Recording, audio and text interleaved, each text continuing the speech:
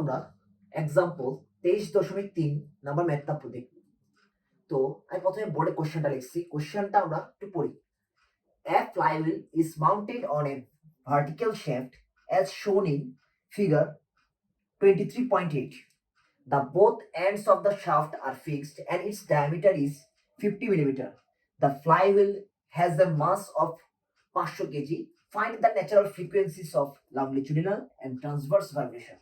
Take E equals to 200 Gn per meter square. এখানে ফিগারটা বইয়ের মধ্যে আঁকা আছে, এটাই আমার ফিগার 23.8।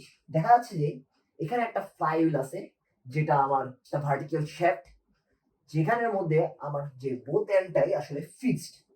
তার মানে ব্যাপারটা বোঝাচ্ছে যে আমার এখানে ডেফ্লেকশন, আমাকে এখানে find the natural frequency of longitudinal and transverse vibration বের করতে হবে। প্রথমে আমি কাজটা করি, লংজিটিউডালের জন্য বের করা শুরু করি।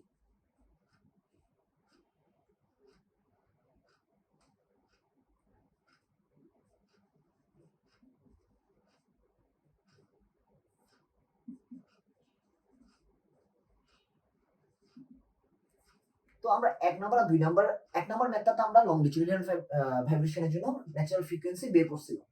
তো এখানে এই ম্যাথটার সাথে আগের ম্যাথটার কি ঝামেলা? তো এই ম্যাথটার মধ্যে আসলে যে লোডটা দেওয়া হয়েছিল সেই লোডটা আমার এখানে জানা নেই। আমার এখানের মধ্যে ফ্লাইহুইলের মাস জানা আছে। ওই ম্যাথটার মধ্যে একটা পয়েন্ট লোড, একটা ফ্রি হ্যান্ডে দেওয়া ছিল। যেহেতু এটা দুই পাশেই ফিক্সড, তাহলে এর ভিতরের মধ্যে ডিফ্লেকশনটা হবে। এখন আমি চিত্র মতো ধরলাম যে এই যে এই 0.19 মিটার, এটা হচ্ছে আমার L1, আর 0.6 এটাকে ধরলাম আমার L2।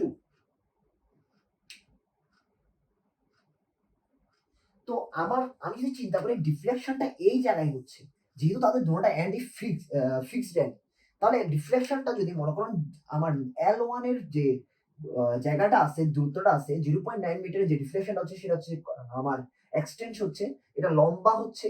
তাহলে এটা যদি লম্বা হয় তাহলে 0.6 এর যে মিটারের যে জায়গাটা আছে সেটা আমার কম্প্রেস হবে। তাহলে আমি এখানে ধরতেই পারি যে L1 ইকুয়ালস টু, মানে M1 equals to mass of flywheel covered by L1। আমি যখন লংজিটিউডাল ফ্রিকোয়েন্সি বের করতে যাই, আমার সূত্র ছিল F equals to 0.4985 by root over del, এবং del এর যে সূত্রটা ছিল আমার, সেটা ছিল WL by AE। এখন ঘটনা হচ্ছে যে আমি এখানে মধ্যে এমনটা এভাবে করবো কেন? কারণ আমার এখানের মধ্যে যে W এর মানটা, সেই মানটা আমাকে বলে দেওয়া হয়নি। আমার যতটুকু ডিফ্লেকশন হয়েছে, সেই ডিফ্লেকশনটা কতটুকু ওজনের জন্য হয়েছে সেটা আমার জানতে হবে। আমি যদি ধরি এখানে ডিফ্লেকশনটা হয়, এখানের মধ্যে L1 এর এক্সটেনশন হয়েছে, আর L2 এর কম্প্রেশন হয়েছে, তাহলে আমি M1টা ধরলাম যে ওই L1 এর ভর, আর M2 ধরলাম, বা পুরো ভর যদি আমার M হয়, M minus M1, মানে বাকি অংশটা ধরলাম mass of flywheel covered by L2। আশা করি আমরা এতটুকু বুঝতে পারছি। বুঝে গেছে? একটু বুঝে নিলাম। তো আমার যে L1 এর মধ্যে যে এক্সটেনশনটা হচ্ছে, মানে স্ট্যাটিক ডিফ্লেকশন যেটা হচ্ছে, সেটাকে আমরা লিখতে পারি del 1 equals to M1G into L1 divided by A into E, যেটা আমার L1 এর ক্ষেত্রে এক্সটেনশন হচ্ছে, সেটাই আমার আমার যদি L1 এক্সটেনশন হয়, যেমন ধরো পাশ যদি ফিক্সড হয়, তাহলে আমার L2 কি হবে? কম্প্রেস হবে। তাহলে L2 এর জন্য স্ট্যাটিক ডিফ্লেকশন হবে M minus M1 into G into L2 AE। এখন আমরা চিত্র দেখেই বুঝতে পারি যে পরিমাণ ডিফ্লেকশন L1 এর হবে, সেই পরিমাণ ডিফ্লেকশন কিন্তু L2 হবে, কিন্তু শুধু ঘটনাটা হবে যে L1 এর ক্ষেত্রে এক্সটেনশন হচ্ছে, L2 এর ক্ষেত্রে সেটা কম্প্রেশন হচ্ছে। তাহলে আমরা বলতেই পারি যে এই del 1 আর del 2 এর মান সমান।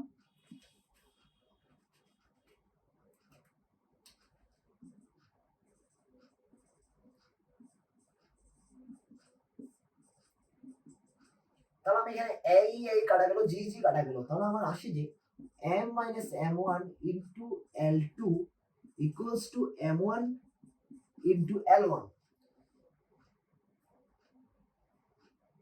তাহলে আমরা এখান থেকে একটা জিনিস বের করতে পারি যে আমরা m জানি যে পুরো ফ্লাইহুইলের ভর হচ্ছে যে 500 মাইনাস m1 রইলো, L2 এর মান হচ্ছে আমার 0.6 আর m1 রইলো, L1 এর মান হলো আমার 0.9। এই ইকুয়েশন থেকে আমি m1 এর মানটা খুব ইজিলি বের করতে পারি। আমার m1 এর মানটা আসে 200 কেজি। তাহলে আমি বুঝতে পারি যে এই যে L1 এর যে আমার ডিফ্লেকশনটা হয়েছে সেটার জন্য দায়ী ভরটা হচ্ছে 200 কেজি। এখন আমরা খুব ইজিলি ডেলের সূত্রটা বের করে ফেলতে পারি,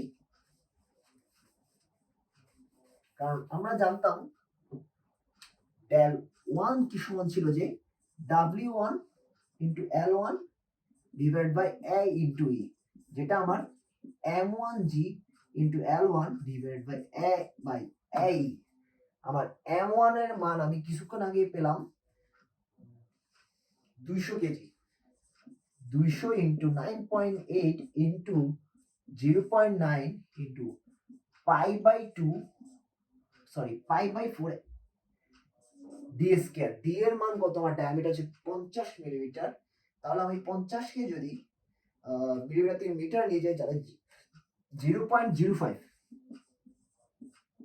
হোল স্কয়ার ইন্টু ই এর মান হচ্ছে যে 200 ইন্টু 10 টু দি পাওয়ার 9। এখান থেকে আমি ক্যালকুলেটরে যদি ডেল 1 এর মানটা বের করি তাহলে আসবে আমার 4.5 ইন্টু 10 ইনভার্স 6 মিটার। তাহলে আমার ডেল 1 এর মানটা বের হয়ে গেলে আমি অবশ্যই ফ্রিকোয়েন্সি বের করতে পারি, কারণ আমি জানি f equals to root over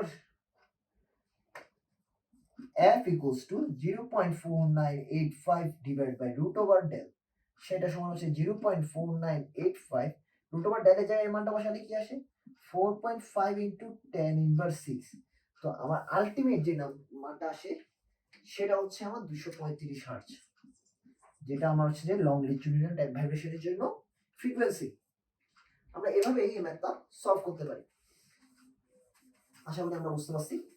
এখন আমরা যে ম্যাথটা করবো সেটা হচ্ছে যে এর পরের পার্ট ট্রান্সভার্স ভাইব্রেশনের জন্য আমার ন্যাচারাল ফ্রিকোয়েন্সি বের করা। তো এটা আমার জন্য খুবই ইজি, কারণ আমার যে 2 নাম্বার অঙ্কতে আমরা সেম টাইপের একটা ম্যাথ করছিলাম, সেখান থেকে আমি যদি ডেলের মানটা সূত্র জানি সেটা হচ্ছে W S square B square into EIL 3EIL। W হচ্ছে যে আমার 500 কেজি, যেটা আমার ফ্লাইহুইলের বল, 500 ইন্টু 9.8 ইন্টু S স্কয়ার হবে আমার 0.9 whole square plus 0.6 whole square 3 into 200 into 10 to the power 9। I এর মান হবে pi by 64 into 0.05 to the power 4, আর L হবে 0.9 আর 0.6 এর যোগফল। 0.9 আর 0.6 কে যোগ করলে আমরা পাই 1.5 to the power whole cube. তাহলে এখানে আমার যে আনসারটা আসে সেটা হচ্ছে 1.24 ইন্টু 10 ইনভার্স 3 মিটার। যেহেতু আমরা আমাদের থিওরি অফ মেশিনের, তাহলে আমরা ম্যাথটার মধ্যে ডেলের মানটা পেয়ে গেলাম। এরপর আমরা ফ্রিকোয়েন্সির মধ্যে আবার সূত্রের মধ্যে যদি বসাই 4985 ইন্টু রুট ওভার ডেল, এখানে রুট ওভার ডেল করে যদি 0.4985 দিয়ে ভাগ করি তাহলে আমাদের ফ্রিকোয়েন্সিটা আসে 14.24 হার্টজ। তাহলে আমরা এভাবেই ট্রান্সভার্স ভাইব্রেশনের জন্য ন্যাচারাল ফ্রিকোয়েন্সিটা বের করে ফেলতে পারি। আশা করি আমরা বইয়ের ম্যাথগুলো এভাবে খুব সহজে বুঝতে পারবো এবং পরবর্তী থিওরির সাহায্যে আমরা নেক্সট ম্যাথগুলো সলভ করতে পারবো। আজকে পর্যন্ত এতটুকুই।